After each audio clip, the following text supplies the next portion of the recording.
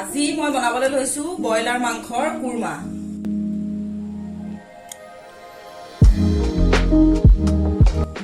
এয়া মই কাটি থোৱা পিয়াজখিনি তেলত ভাজি লম।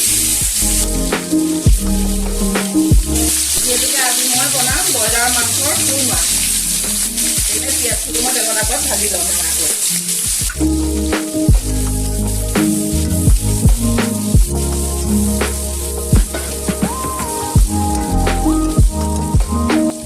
এতিয়া চাই থাকক, ৰঙা হৈ যোৱা পিয়াজখিনিত মই এটা এটাকৈ চব দি যাম আৰু কেনেকৈ মই মাংস আজি বনাম।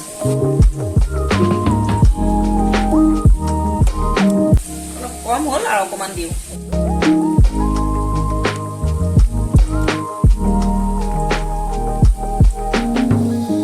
এইটো মিট মছলা,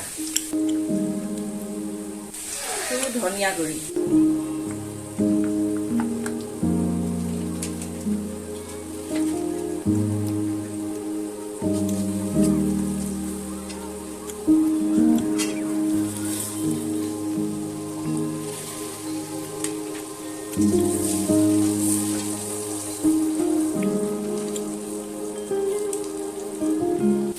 দালচেনি, এয়া হৈছে আদা নহৰু পিচি থোৱা। ইয়াৰ পৰা মই জোখমতে নিমখ দিম।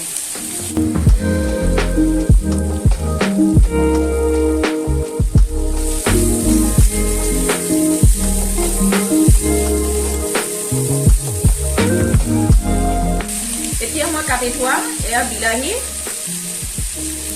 দি দিম।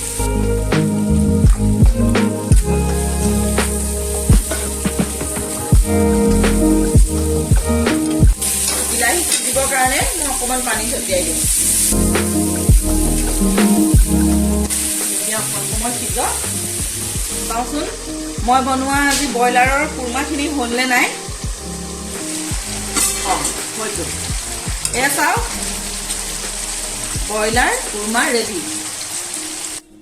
নমস্কাৰ, মই আজি আপোনালোকলৈ আগবঢ়ালো ব্ৰইলাৰ মাংসৰ কুৰমাৰ ৰেচিপি। মোৰ আজিৰ এই ৰেচিপিটো যদি আপোনালোকৰ পচন্দ হৈছে তেন্তে মোৰ চেনেলটো ছাবস্ক্ৰাইব কৰিব আৰু মোৰ ভিডিঅ'টোত এটা লাইক দিবলৈ নাপাহৰিব। ধন্যবাদ। নমস্কাৰ।